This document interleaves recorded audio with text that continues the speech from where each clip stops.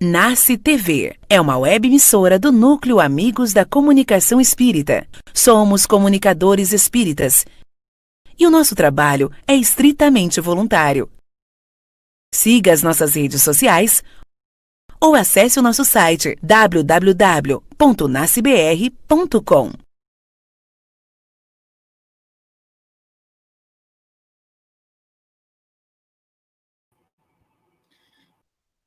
Falar de perdão, a gente tem que falar de culpa também, porque as duas coisas estão intrinsecamente ligadas. A culpa, na realidade, ela foi criada pelas igrejas cristãs, a partir da ideia de pecado. Ou seja, quando nós fazemos algo que contraria aquilo que temos como correto, surge a culpa. Se o erro pertence a outro, nós o tornamos culpado e, dessa forma, ele deve pagar pelo seu erro, pela sua culpa. Nós gostamos muito de encontrar culpados em tudo que acontece. Por isso que, às vezes, por exemplo, cai um prédio e aí a gente fica logo a procurar quem é o culpado. Será que foi o engenheiro que construiu? Será que é a construtora? Será que é a falta de manutenção? Será que eram os maus tratos dos moradores? A gente gosta logo de buscar um culpado para tudo aquilo que acontece. Na realidade, tem uma notícia boa para vocês. O Espiritismo acabou com a ideia de culpa, substituiu pela ideia de responsabilidade. Nós não somos culpados de nada, nós somos responsáveis pelos nossos pensamentos, nossa conduta, nossas atitudes. Somos os responsáveis. E isso cria um panorama bem diferente na nossa mente, no nosso espírito. Acontece que desde que nós nascemos, nós somos treinados para sermos perfeitos, entre aspas. Perfeitos no modo de vestir, no modo de andar, no modo de falar, de comer, enfim, de todas as formas. Nós somos treinados desde pequeno, desde que nascemos, a sermos perfeitos.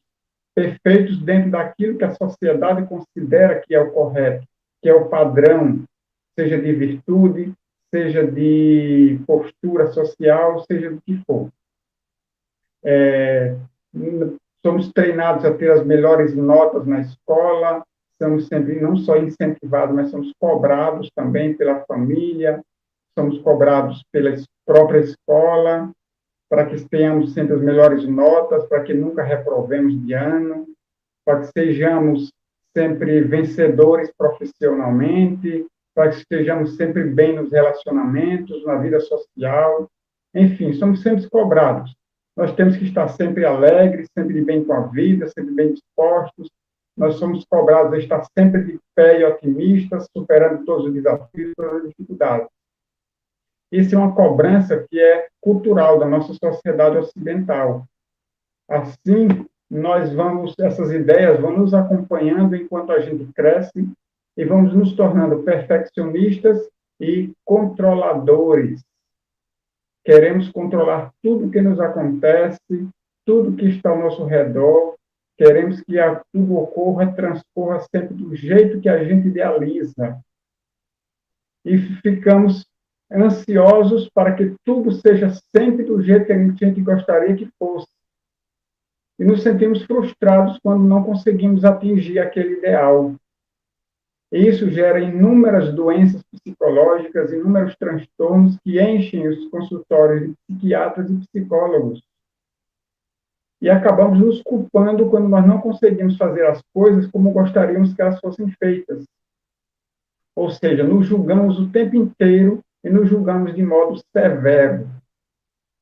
Então, é interessante a gente notar que crianças e adolescentes, principalmente nas escolas, que é o ambiente onde eles mais estão, há muito bullying, porque eles julgam muito os colegas, julgam muito as outras pessoas. E nós, quando crescemos, fazemos a mesma coisa. Então, alguém tem uma conduta moral diferente daquela que consideramos correta, então aquele ali é o marginal. Já julgamos e rotulamos a pessoa, é marginal. Aquela mulher tem uma conduta sexual diferente da conduta que nós achamos correta, ela é uma prostituta, é uma mulher da vida. Julgamos e rotulamos a pessoa. Fazemos isso com os outros e fazemos com nós mesmos. Então, se alguém está acima do peso que consideramos ideal, aquela pessoa é gorda, já julgamos. Se a pessoa se veste de um modo diferente do que a gente acha que é o correto, que a nossa sociedade tem como correta, aquela pessoa é mal vestida. Nós julgamos e rotulamos a pessoa. Fazemos isso com os outros e fazemos com nós mesmos de maneira bastante severa. E essa culpa, ela nos acompanha, mesmo que a gente não perceba, e ela influencia todos os setores da nossa vida. Se fazemos alguma coisa mais grave, alguma coisa moralmente falando, vamos dizer assim, algo mais grave, alimentamos uma culpa dentro de nós, e mesmo que a gente não perceba que a gente está se sentindo culpado, que nem sempre a gente percebe esse processo de culpa, eles vão influenciar todos os setores da nossa vida. É um processo de culpa que a gente desconhece em nós mesmos. Freud diria que permanecem inconscientes, mas não menos atuantes na nossa existência. Às vezes, a culpa existe em nós devido a atos realizados em vidas passadas.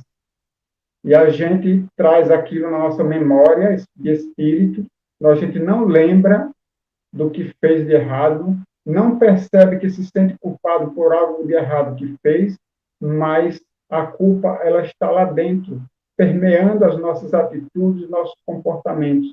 E isso vai influenciar na nossa vida presente de diferentes formas. Muitas vezes a pessoa acha que nunca vai conseguir ter sucesso na vida, na profissão, nos relacionamentos. Aquela outra que acha que tudo na sua vida tende a dar errado. Tem aquela que acha que não merece ser feliz. Ou seja, por que ela não acha, por que ela acha que merece, que não merece ser feliz? Porque lá no seu íntimo, como espírito, ela se julga culpada por algo que ela fez de errado, que ela julgou errado. Então, ela julgou a si mesma e se autorrotulou. Sou culpado, não mereço ser feliz nessa existência, seja quando for. Então, nos julgamos de forma bastante severa. Mas aí vem a pergunta, mas a doutrina espírita não diz que a gente deve julgar os nossos atos? A doutrina espírita diz que a gente não deve julgar os atos alheios, mas que a gente deve julgar nossos próprios atos. Então, julgar é avaliar. Nós devemos nos julgar, sim, nos avaliar. Avaliar nossa conduta, avaliar nossos pensamentos, para que a gente possa detectar aquilo que precisa ser melhorado em nós. Mas julgar é diferente de se condenar. Nós não devemos nos condenar. Quando nós nos julgamos culpados, nós estamos nos condenando. Fizemos uma avaliação dentro dos nossos parâmetros de erro e acerto e nos condenamos. Por isso nos achamos culpados, porque quem é culpado deve pagar, ou seja, é uma condenação. Quando nós apenas avaliamos a nossa conduta para detectar o que está certo e o que está errado, nós nos tornamos responsáveis por aquilo que fazemos, que é o que a doutrina espírita nos sugere. Mas quando nós nos culpamos de algo, nós estamos nos condenando, criando um rótulo em nós mesmos. Porque Deus não julga nem condena ninguém. Para Deus não existem bandidos, não existem bandidos e pessoas boas. Para Deus existem seus filhos criados por Ele só, e acabou-se. Ele apenas dispõe para nós, pacientemente, todos os recursos que precisamos para o nosso progresso, sem identificar em nós quem é bom e quem é mau, quem é mais evoluído ou quem é menos evoluído. Para Deus isso não importa, não faz a menor diferença. Os recursos divinos estão por aí, estão em toda parte, para que a gente tenha as condições de crescer, de progredir espiritualmente, seja na nossa inteligência, seja na nossa moral. Jesus, ele não julgava, ele não colocava rótulos em ninguém, ele não condenava ninguém, nem julgava também, ele atendia a todos por igual. Para ele não existia o leproso, a prostituta, o malfeitor, o cobrador de impostos. Para ele só existiam irmãos. Era o único rótulo que ele colocava nas pessoas, eram irmãos seus. Que por isso ele atendia a todos indistintamente por igual. Não importava se era um judeu, se era um fariseu orgulhoso, não importava se era um soldado romano, ou se era uma pessoa de má vida, um malfeitor, um bandido, um ladrão, se era uma prostituta, ou se era um pobre coitado. Para ele não importava isso, porque ele não olhava os rótulos que a sociedade coloca nas pessoas. Ele apenas olhava o íntimo das pessoas, detectava o que cada um daqueles necessitava. E ele sabia que cada um daqueles, por mais errônea que fosse a conduta daquele ser, Jesus sabia que aquele ser teria a sua oportunidade, teria o seu momento em que cairia em si, tomaria consciência dos seus erros e se transformaria. Jesus confiava nas pessoas. E nós devemos confiar, olhar a todos as pessoas como nossos irmãos, que é o que na realidade todos nós somos. Somos irmãos uns dos outros. Malfeitor, prostituta, bandido, corrupto, são rótulos que a nossa sociedade coloca. Não são rótulos absolutos, são rótulos criados pela nossa sociedade. Porque nós aprendemos, como eu falei no início, desde cedo, a rotular as pessoas, a julgar elas e rotular. Então, aquele que cometeu um erro diante das leis que a nossa sociedade criou, aquele é um malfeitor, deve ir para a cadeia, deve pagar pelo seu erro.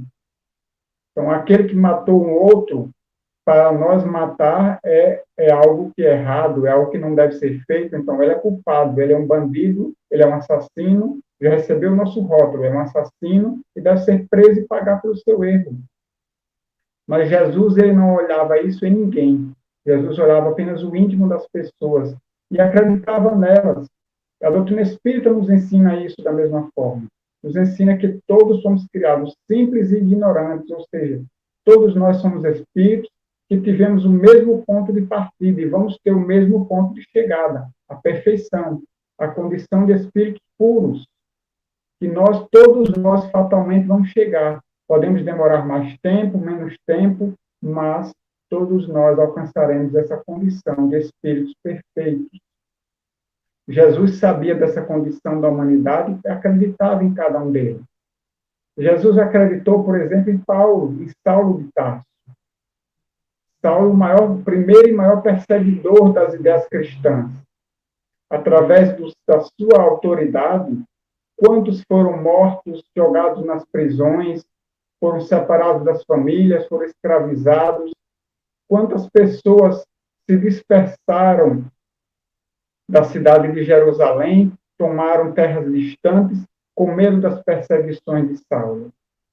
Mas Jesus nunca deixou de acreditar em Saulo, porque o dia de Saulo chegou, o momento da sua transformação chegou, quando ele estava a caminho de Damasco, atravessando o deserto de Dan, indo à procura justamente daquele que ele considerava ser o seu maior inimigo, o maior inimigo das leis de Moisés, que seria o cristão Ananias, seguidor do Cristo. Por quê? Porque Ananias tinha convertido a sua noiva, a sua ex-noiva.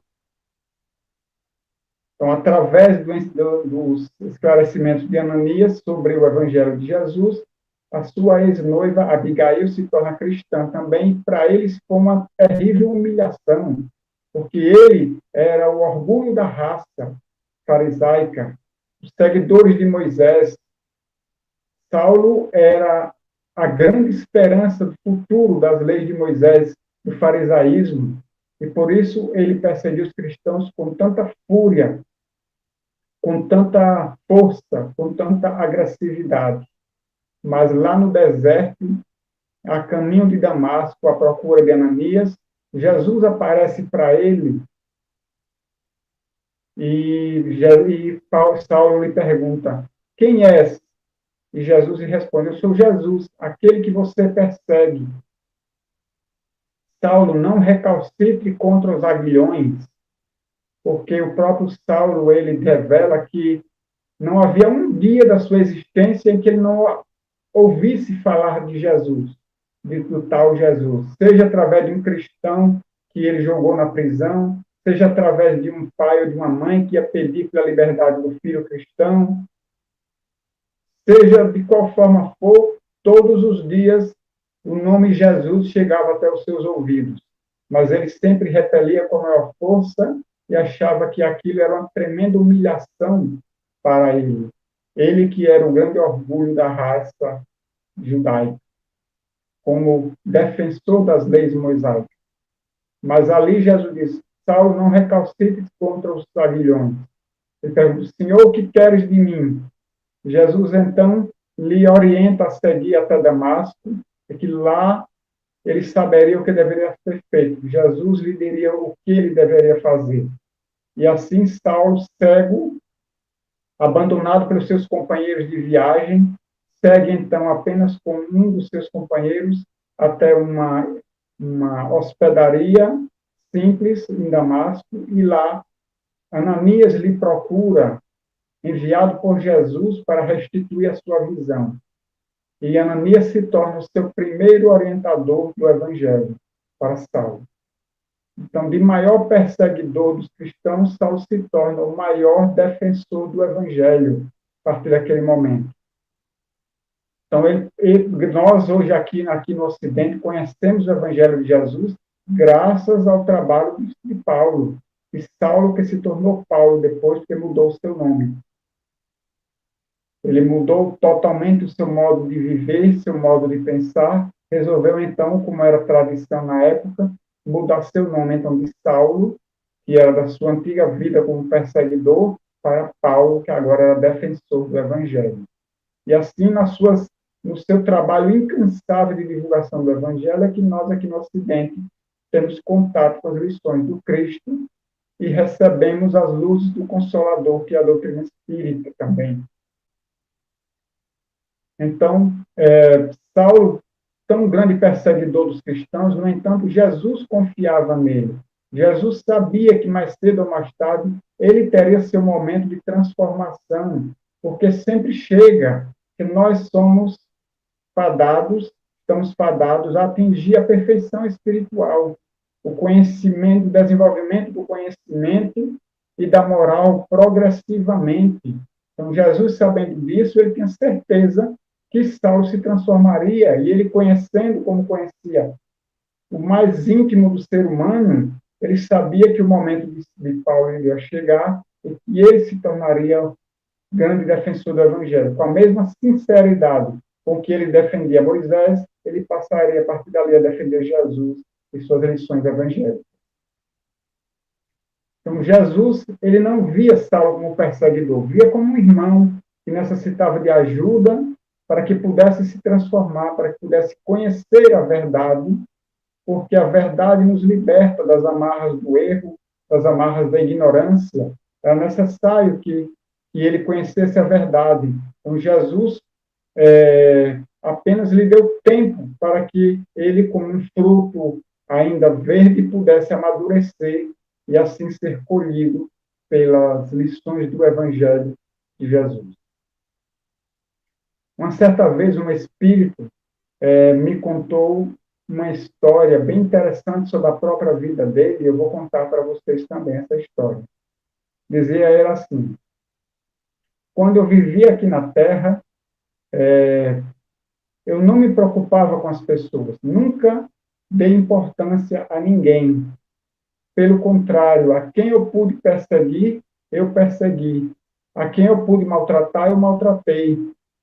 Eu me comprazia em humilhar as pessoas. Até o dia em que eu desencarnei pelas mãos de um mesmo daqueles a quem eu fazia questão de humilhar.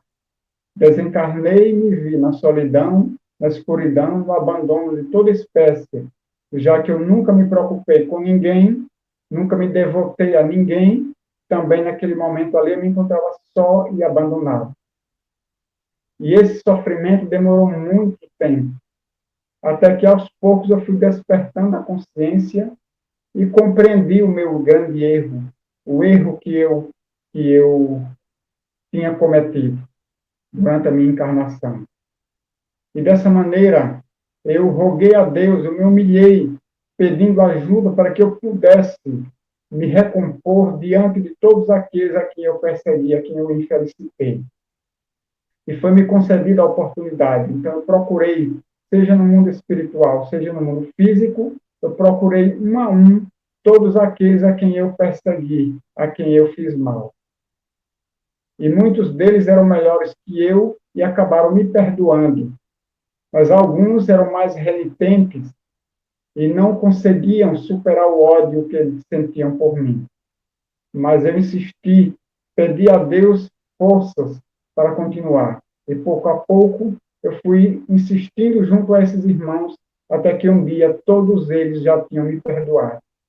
Eu me senti assim livre daqueles irmãos que me odiavam antes, que eu odiava, que persegui, mas que agora já tinham modificado seus corações e me perdoado, libertado-se do ódio que tinham por mim. Mas faltava ainda um inimigo a vencer, o maior de todos, que era eu mesmo. Eu não me perdoava. Eu alimentava uma culpa tremenda dentro de mim e o remorso me corroía. À medida que eu fui tomando consciência do meu erro, o remorso foi tomando conta de mim e me paralisava. Mas eu pedi a Deus forças para que eu não deixasse a culpa me paralisar, e que eu conseguisse superar esse sentimento que me infelicitava tanto, que me paralisava, que fazia com que eu perdesse as forças para seguir adiante na minha jornada de progresso espiritual. Então, Deus novamente se apiedou de mim e me concedeu força. Foi-me dada a oportunidade de trabalhar como auxiliar em uma instituição que cuidava de doentes físicos e mentais. E ali, então, eu procurei a posição mais humilde de todas e comecei a ajudar aqueles irmãos como pude. Doei as minhas forças, as minhas energias. Por vezes o cansaço batia, por vezes o remorso me tomava e eu não me sentia com coragem para estar diante daqueles irmãos ajudando. Quem era eu para estender mãos amigas àqueles seres desgraçados, infelizes? Eu não era merecedor de tamanha dádiva de poder ajudar a quem precisava.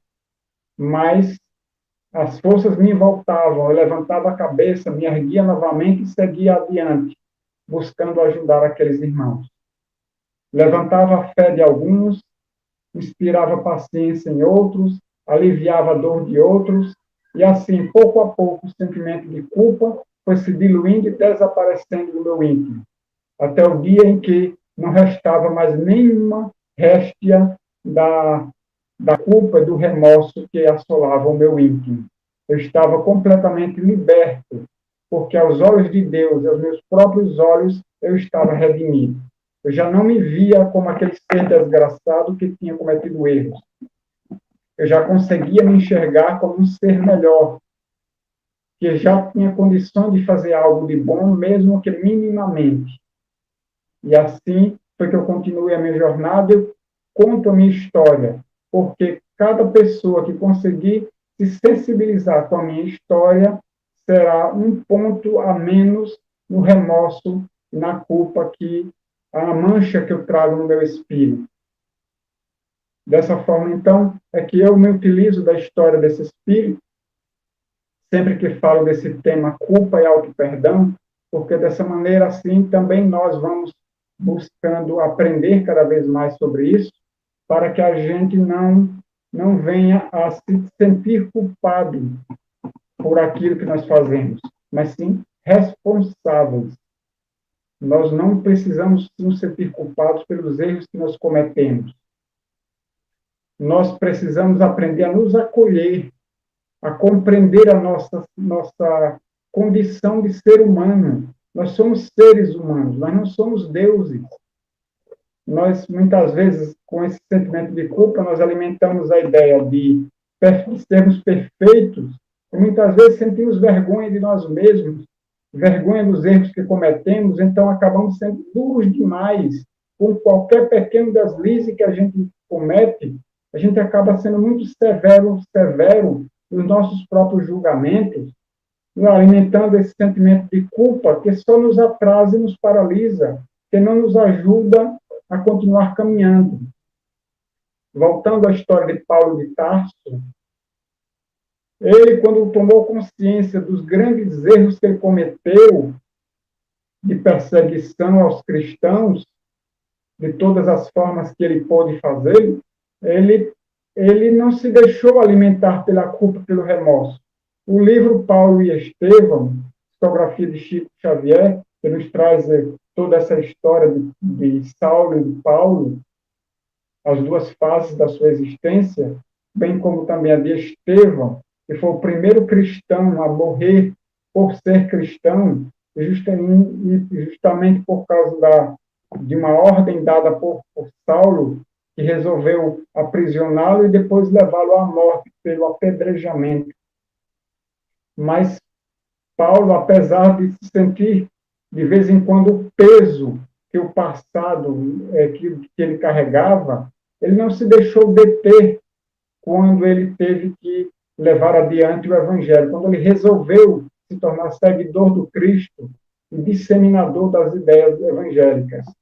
Ele não se deixou deter pelo sentimento de culpa ou de remorso, mas ele buscou forças, ele orou, ele buscou modificar a sua conduta, ele se humilhou diante daqueles a quem tinha perseguido, diante dos seus irmãos, foi abandonado por todos, foi abandonado por todos os amigos, por todos aqueles que tinham consideração por ele, por todos os seus companheiros da sinagoga, seus companheiros fariseus, todos aqueles que ele admiravam como o grande orgulho da raça judaica. Foi abandonado pelo seu pai, pela sua família.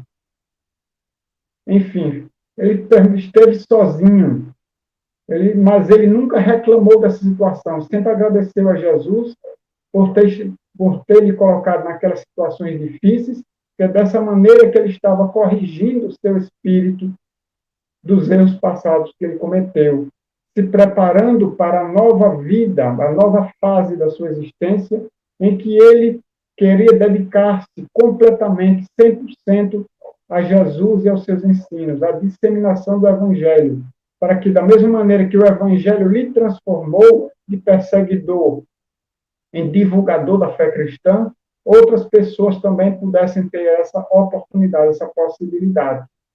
E é assim que nós hoje temos o Evangelho, graças a esse grande esforço de Paulo, esse grande vencedor de si mesmo, grande vitorioso contra todas as suas más condutas, tendo se corrigido através das luzes do Evangelho.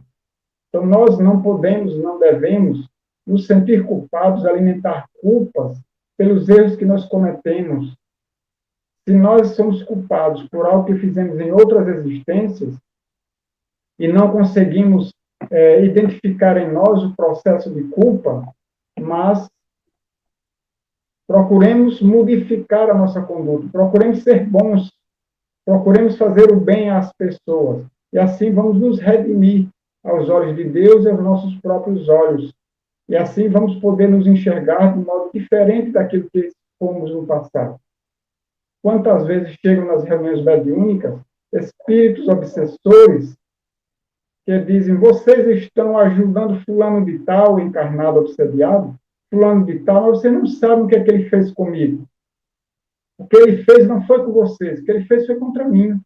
O mal que ele me fez, o sofrimento que ele me causou, vocês não sabem. E a gente procura dizer para ele: meu irmão, você está enxergando ele como ele era no passado. Veja como ele é agora, ele mudou. Ele já não é a mesma pessoa. E muito provavelmente ele já não faria mais a mesma coisa que ele fez no passado contra você. Se fosse hoje, ele agiria de maneira diferente. E quando o espírito reconhece que aquele encarnado mudou realmente através do tempo, ele acaba se conformando e desistindo daquela vingança. Mas há aqueles que olham para o encarnado e dizem que nada, ele não mudou nada.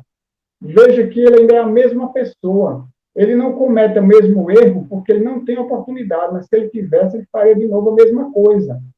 Isso porque aquele encarnado que ele está obsediando não provocou em si mesmo nenhuma mudança, ou nenhuma mudança grande que possa ser identificada por aquele espírito. Então, mudando aos nossos próprios olhos e aos olhos de Deus, é que nós vamos nos libertar dos erros que nós cometemos e das culpas que inconscientemente carregamos dentro de nós, mas que interferem na nossa vida, que nos infelicitam sem que a gente perceba como.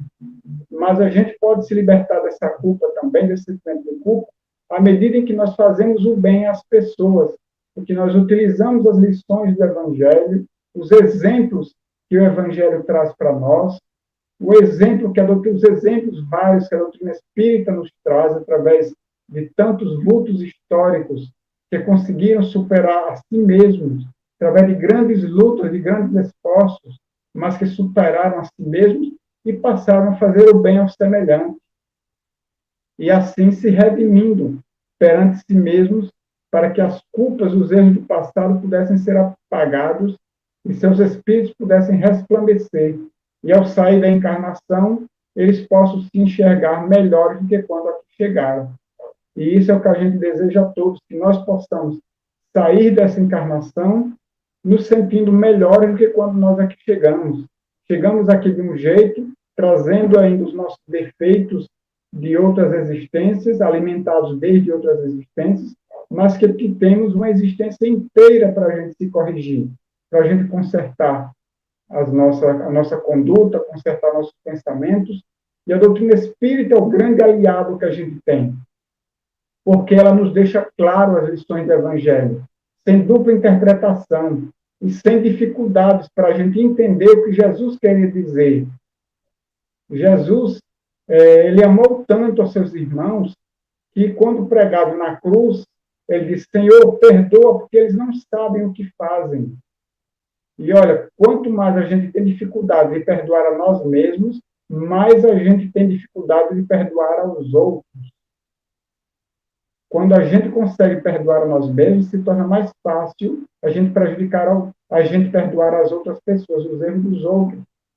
Porque se a gente aprende a não se julgar, a não se rotular, a gente também vai aprendendo a não rotular os outros. Então, aquele que cometeu um erro não é mais um criminoso, é um irmão nosso apenas.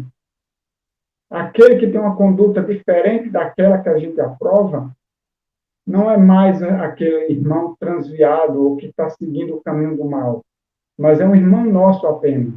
É alguém que pensa diferente de nós. E quem somos nós para exigir que os outros tenham a mesma conduta, o mesmo modo de pensar que nós? Quem somos nós para nos acharmos donos da verdade? Aqueles que sabem qual é a conduta correta e que podem se tornar juiz das outras pessoas. Nós não temos condições nem mesmo de sermos juízes em causa própria. Como vamos ser juízes dos outros? Porque a nossa forma de julgar, a nossa maneira de entender aquilo que é certo e o que é errado, ainda é muito limitada. Então, Jesus, ele não julgava ninguém. Ele simplesmente via todo mundo como irmãos e ajudava a todos indistintamente. Uma certa vez me perguntaram se o centro espírita deveria permitir a entrada de homossexuais nos seus trabalhos. Eu fiquei pensando, nossa, como é que a gente vai chegar para alguém e dizer: você não pode trabalhar na casa espírita porque você é homossexual? Como a gente vai poder fazer esse julgamento? Como a gente vai poder colocar esse rótulo na pessoa? Você é homossexual, portanto, você é uma pessoa de má conduta, não pode entrar aqui, não pode fazer parte desse rol de pessoas que são esclarecidas, que são nobres, pessoas iluminadas, como se nós fôssemos pessoas iluminadas e que não pudéssemos nos misturar com outras pessoas que nós julgamos que não têm a mesma luz que nós temos. Nossa, Jesus dizia: os doentes é que precisam de médico. Eu vim para os que são doentes, porque eles é que precisam de médico, e não estamos. Então, se julgamos que é determinado irmão nosso está desviado do caminho correto, é ele que mais necessita da oportunidade para poder aprender à luz do Evangelho o que é a correta conduta para que ele possa se transformar, se melhorar. Não é com o nosso afastamento, a gente repelindo esse irmão, que ele vai tomar gosto pela doutrina espírita. Se a gente não respeita o modo de pensar daquela pessoa, como que ele vai respeitar e aceitar o nosso modo de pensar e ainda seguir a nossa convicção espírita? Na verdade, se a gente quer transformar alguém, a gente primeiro tem que acolher. Se a gente repele alguém, jamais a gente vai conseguir transformá-lo, porque jamais ele vai confiar em nós, jamais ele vai dar ouvidos àquilo que nós temos para lhe dizer. Então, primeiro a gente tem que acolher. Se a gente quer transformar ele, acolha aquele irmão, traga para perto de si, valorize-o. eleve a sua autoestima dele, mostre que ele é um ser importante, mesmo que não gostemos da conduta dele, mesmo que nós não aceitemos a sua conduta, mas mostremos que ele é importante para Deus e para nós também, que ele pode ser um ser de luz, da mesma maneira que Jesus acolheu Saulo, para que Saulo pudesse se transformar em Paulo, em julgador do Evangelho, devemos acolher todos aqueles que precisam na casa espírita. Se ele não é acolhido na casa espírita, aonde ele vai ser acolhido? Em lugar nenhum, porque se o centro espírita é o local para reviver o Evangelho do Cristo, o Evangelho primitivo, de que maneira que nós estamos fazendo isso se a gente repele aqueles que nós, pela nossa maneira de pensar, julgamos que é uma pessoa de má vida, de má conduta? Seria muito mais nobre a gente acolher aquele irmão para que ele possa, a partir daí, iluminar o seu ser. Que era isso que Jesus fazia, nós devemos aprender com Jesus para fazermos também. Jesus, ele acolhia todos aqueles que necessitavam. Jesus acolheu Mateus, que era coletor de impostos. Os coletores de impostos eram odiados pelos judeus de então, porque o coletor de impostos, ele recolhia impostos dos seus irmãos, da sua raça, para dar aos romanos, que eram os invasores que estavam a subjugar eles. Então, eles eram odiados pelos judeus. Mas Jesus acolheu Mateus, que era coletor de impostos. Jesus curou a filha do centurião, que era romano, que escravizava o povo judeu. Jesus aceitou Saulo, o grande perseguidor dos cristãos. Em suma, Jesus atendeu todos. Jesus atendeu, aceitou e acolheu aquela mulher que ia ser apedrejada porque ela foi pega em adultério. Jesus acolhia os ladrões. Jesus acolheu Nicodemos, que era fariseu, conhecido entre os seus irmãos fariseus. Jesus acolheu aquele que depois se tornou Emmanuel, o guia espiritual de Chico Xavier, o Públio Lentulus, que era o senador romano, o grande senador romano, orgulhoso, mas Jesus o atendeu quando ele necessitou, até porque era uma semente que estava sendo plantada no seu íntimo. Então, devemos acolher no centro espírita todos os irmãos como iguais. Não importa o que eles fazem ou fizeram nas suas existências. Importa o que o que eles têm condições de fazer a partir de agora. E todos, sem exceção, todo ser humano tem a capacidade de fazer o bem, de se modificar, de se transformar e para mudar a sua própria conduta, a sua própria maneira de pensar. Todos nós temos essa capacidade, porque nós temos a luz do amor plantado dentro dos nossos corações. Deus plantou a semente do amor dentro de cada um dos seus filhos, e nós somos filhos de Deus, somos herdeiros da divindade, temos a capacidade maior. Jesus disse: vós sois a luz do mundo, vós sois o sal da terra.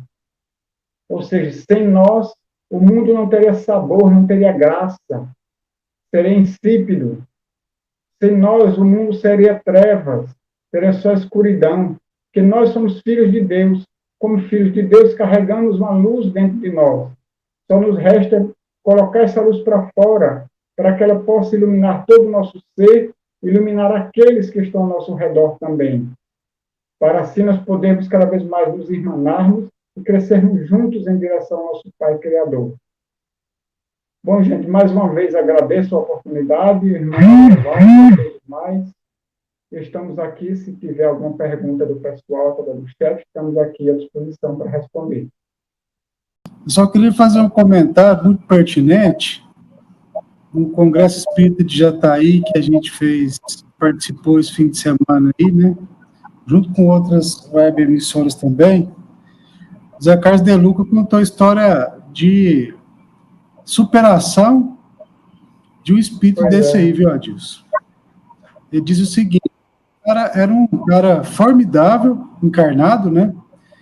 e que escreveu livros, e os livros foram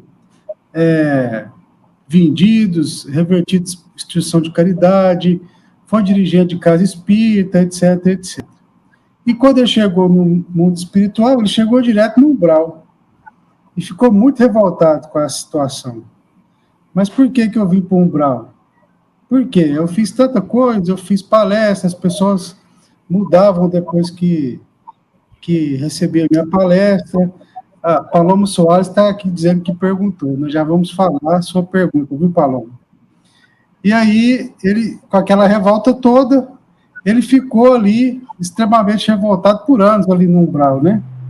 Até um dia que ele se cansou daquela situação e fez uma oração muito sincera para Deus, pedindo que Deus o tirasse daquela situação ali deprimente, né? Deprimente para ele, né? Chegou um espírito de luz muito elevado para ele e disse o seguinte para ele: use as ferramentas que você tem e que você disseminou na Terra para que você saia desse umbral aqui. Então aí começou uma reforma íntima, e relembrando todos os tempos, né? Porque ele aproveitava ali daquela situação de inteligência para humilhar as pessoas. Em casa ele era bruto, e ali ele começou realmente no umbral. Então ele via algumas brigas acontecendo, lá separava, ele via as pessoas tristes ali, né, os espíritos tristes ali, ia lá conversar, e realmente teve a mudança interior. Então, ele realmente colocou aquela luz interior para fora, como você citou aí na sua explanação. E o chefão do umbral um dia chamou ele e falou: quero conversar muito com você, porque você está me gerando muitos problemas aqui. Você está afastando pessoas, você está conversando, você está numa situação de bondade, você não pode ver uma briga que você vai apartar, você vai ajudar as pessoas que estão em dificuldade ali, pessoas que não sabem que está sentindo fome, mas você sabe que não tem comida, você vai ali amparar também. Você quer realmente viver? Você quer realmente ser desse jeito? E ele, com muita paciência, fala para o chefão do umbral: realmente eu quero ser, e eu quero ajudar também. Não vou desistir disso daí. Ele falou assim: ó, pois bem, desse jeito eu vou te expulsar daqui, porque você não tem perfil para ficar aqui, me dando trabalho desse jeito. Você tem o exemplo de Paulo, mas tem o exemplo também de Maria Madalena. Elaborou também uma grande transformação na vida dela. Exato. É verdade. Não se deixou envolver pelo sentimento de culpa, mas de trabalho. E foi ali, uma das histórias mais impressionantes ali que eu já pude estudar, foi de Madalena mesmo. É uma pergunta que é a seguinte, deixa eu colocar aqui. Ó, eu vou fazer a pergunta e ela depois completou. Essa culpa que vem de repente e fica ressoando em nós, pode ser companhias espirituais que deixamos chegar?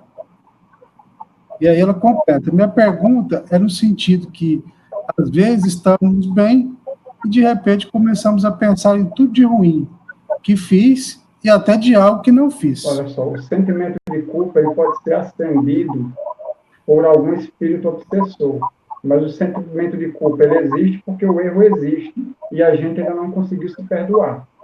Quando a gente conseguir se perdoar, porque os espíritos obsessores eles não conseguem fazer tudo aquilo que eles querem, mas eles fazem aquilo que eles conseguem fazer diante daquilo que a gente permite que eles façam conosco. Então, o sentimento de culpa foi aceso aí pelo obsessor, porque existiu o erro e o sentimento de culpa ainda não foi totalmente superado. Superando o sentimento de culpa, você afasta o obsessor, porque ele não vai conseguir mais acesso em você através disso. Então, a gente pode refletir também que o segredo está no pensamento, né, Adilson? Exatamente, Pensamentos também, né? Os orientais, eles têm uma maneira bem diferente de nós ocidentais, de pensar com relação aos erros cometidos. Como eu falei logo no início, o sentimento de culpa ele foi desenvolvido através das igrejas cristãs por conta da ideia de pecado. Os orientais, como não têm essa tradição, essa cultura, eles pensam diferente. Eles procuram encarar os erros com serenidade. E com essa serenidade eles se livram de obsessões, eles se livram de doenças. eles como conseguem acolher a si mesmos, mesmo tendo errado. Assim como Jesus acolhe aí aquelas pessoas que erravam, traziam para perto de si, a gente precisa fazer o mesmo com relação aos nossos próprios erros. Ao invés da gente dizer, sou culpado, eu errei, não, vou me levantar e vou trabalhar, vou fazer o bem, vou fazer diferente a partir de agora. Então, os orientais, eles procuram encarar com serenidade os erros cometidos. E isso faz diferença também quando o indivíduo desencarna. Porque muitas vezes a gente se encontra em situações ruins no mundo espiritual devido ao sentimento de culpa que a gente alimenta pelos erros cometidos. É a nossa consciência que nos coloca em situações difíceis quando a gente chega no mundo espiritual. Mas se a gente consegue se compreender e se aceitar como ser imperfeito que nós somos ainda, isso vai nos colocar numa situação mais feliz, mesmo depois de desencarnar. Porque quando a gente se aceita, a gente se responsabiliza mais pelas nossas próprias atitudes e procura se corrigir melhor. Diferente de quando a gente se culpa. Quando a gente se culpa, parece até que a gente tomou uma consciência maior do erro. Não é. Quando a gente se culpa, a gente se trava no erro e não consegue força suficiente para continuar seguindo em frente. Mas quando a gente apenas se responsabiliza pelo erro, a consciência do erro é maior e a gente consegue continuar trabalhando e servindo para se melhorar e se transformar. Me lembrou ali um trecho ali do livro Nosso Lar, quando André Luiz sai para a primeira missão, né, proposta, onde ele vai para a casa dele e ali retorna à casa e descobre o marido da esposa, né, da esposa ali. Sim.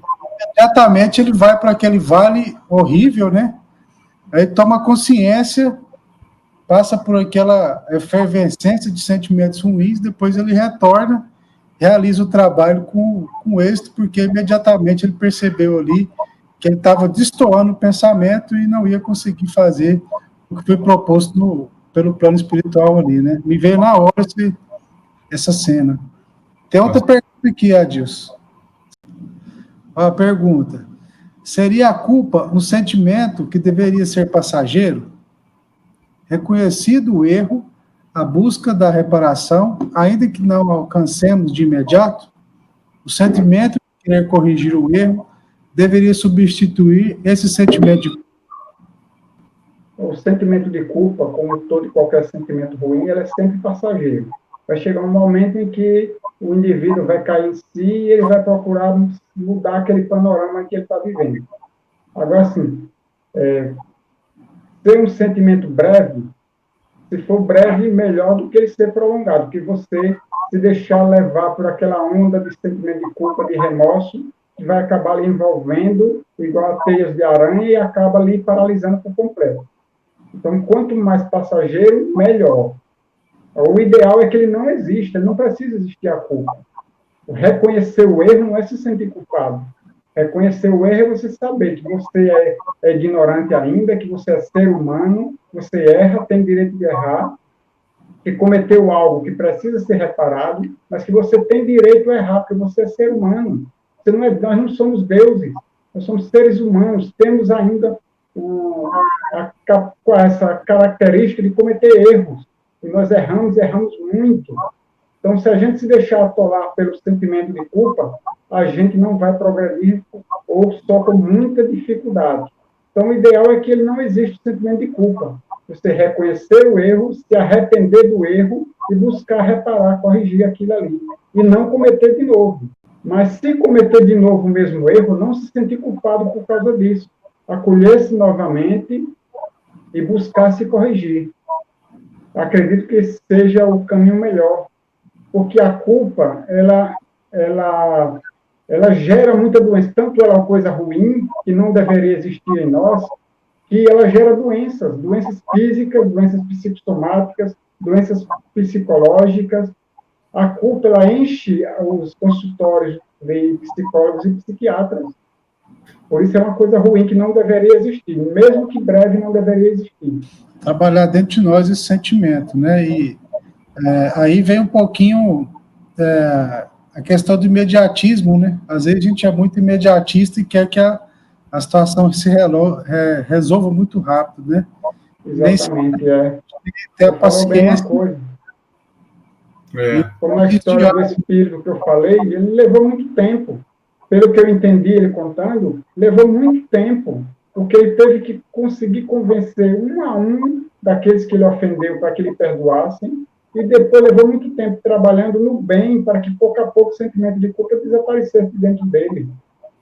Paulo, ele ficou 3 anos no deserto se preparando, e depois ainda ficou vários anos lá em Antioquia, frequentando a Casa do Caminho em Antioquia, trabalhando como tecelão, sem sair para divulgar o Evangelho, porque ele ainda não se sentia em condições.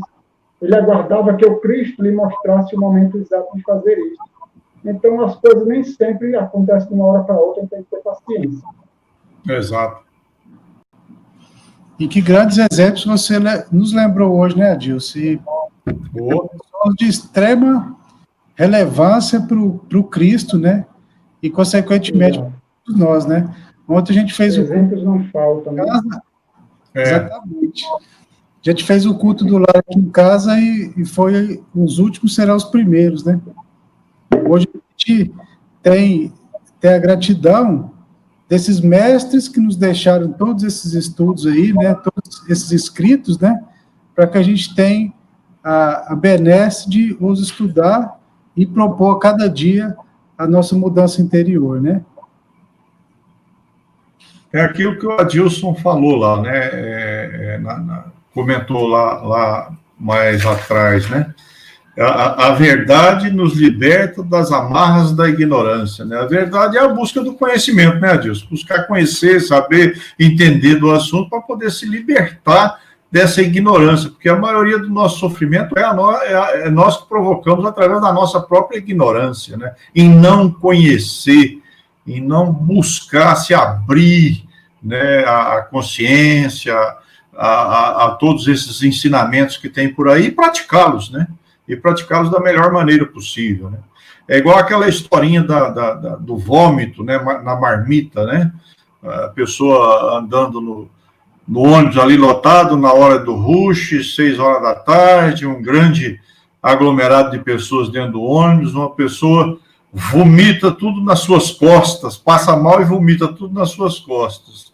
Você fica muito aborrecido com isso, muito contrariado em acontecer uma coisa dessa com você. Quando você permite isso, o que você está fazendo? Você está pegando uma vasilha, está guardando todo aquele vomitado lá e está tampando, porque toda vez que você vê a pessoa, ou mesmo não vendo, lembrando de algum assunto que te leva a isso, é como se você estivesse abrindo aquela marmita e cheirando aquele vomitado. Então, quem está sofrendo, quem está trazendo angústia e quem está trazendo é por aquilo que você guarda, aquele remorso, aquela raiva, aquela atitude, né, de contrariedade ali. A gente tem que saber realmente sair desse quadrado, desse círculo, e é através da verdade. E a verdade é buscar entender, compreender, né, saber, como diz o mestre Desir, saber para conhecer, conhecer para fazer. Né?